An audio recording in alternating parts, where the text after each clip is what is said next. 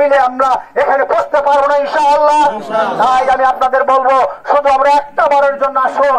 আমরা অনেককেই দেখেছি, আমরা অনেক দলকেই দেখেছি, তারা কি করে কি করতে পেরেছে, কিন্তু সুদ বন্ধ হয় নাই, জেনা বন্ধ হয় নাই, ব্যভিচার বন্ধ হয় নাই, সন্ত্রাস বন্ধ হয় নাই, চাঁদাবাজি বন্ধ হয় নাই, চোর দখল বন্ধ হয় নাই। আমি কথাগুলো কি বেশি বললাম? যদি তাই হয় তাহলে বোঝা গেল যত ভালোই হোক, আল্লাহর জমিনে আল্লাহর দিন যদি বিজয়ী করলে শান্তি হতো, তাহলে আল্লাহ রসুল মুহাম্মদ রাসূলুল্লাহ সাল্লাল্লাহু আলাইহি সাল্লাম কোরআন নাজিল হওয়ার আগ পর্যন্ত তিনি পারে নাই। যখন কোরআন আসছে, কোরআনের বিধান যে সমাজ তৈরি করেছে, অন্যায় জুলুম নির্যাতন বন্ধ হয়েছে এবং সেখানে বলা হয়েছে সারা থেকে হাজরা মাউত পর্যন্ত একটা মহিলা নাকের ফুল কানের দুল পরে চলে গেছে, আল্লাহর ভয় ছাড়া কারো ভয় ছিল না, বলে সুবহানাল্লাহ। শুধু তাই নয়, ইসলামী রাষ্ট্রের খলিফা হযরত ওমর তিনি ঘোষণা করেছিলেন, আমার রাষ্ট্রের মধ্যে ফোরাত নদীর তীরে একটা কুকুর যদি না খেয়ে মারা যায়, আখিরাতে আদালতে আমি ওমরকে আল্লাহর কাছে জবাবদিহি করতে হবে, বলে সুবহানাল্লাহ। সেরকম সমাজ যদি কায়েম করতে চাই, তাহলে আল্লাহ দেওয়া বিধান লাগবে এবং চরিত্রবান লোক লাগবে, ঠিক কিনা বলেন? তাই জামাত ইসলামী সারা দেশে সকলকে নিয়ে, সকল ইসলামী দলকে নিয়ে একটা সমাজ কায়েম করতে চায়, যেখানে অন্যায় থাকবে না, জুলুম থাকবে না।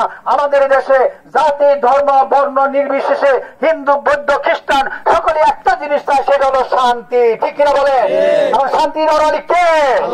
আল্লাহ রাব্বুল আলামিন শুধু শান্তি দিতে পারে, মানুষ মানুষকে শান্তি দিতে পারে না, ঠিক কিনা বলেন? তাই সেই মহাগ্রন্থ আল কোরআন আলোকে আমরা এমন একটা সমাজ কায়েম করতে চাই, যেখানে অন্যায় জুলুম থাকবে না, বৈষম্য থাকবে না, কোন ধর্মের প্রতি অত্যাচার থাকবে না, জুলুম থাকবে না, প্রত্যেকেই স্ব ধর্মের কাজ নির্বিঘ্নে আরাম আয়েশে পালন করবে।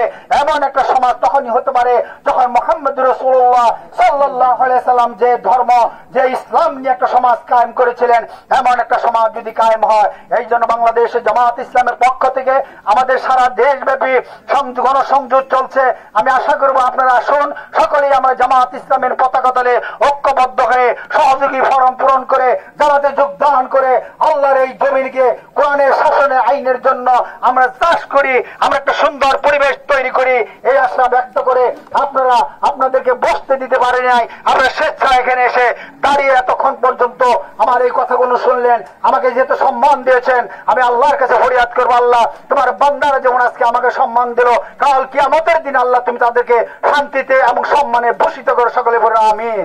এই কথাগুলো বলে সকলকে মোবারকবাদ জানিয়ে বাংলাদেশ জামাত ইসলামী ঢাকা জেলা এবং ধামরাই থানার পক্ষতে এবং আমার পক্ষতে মোবারকবাদ জানিয়ে আপনাদের সুস্বাস্থ্য কামনা করে আগামী দিনে আল্লাহর জমিনে আল্লাহর দ্বীন কায়েমের এই কাফেলার সাথে সম্পৃক্ত হওয়ার আহ্বান জানিয়ে আমি আমার বক্তব্য এখানে শেষ করছি।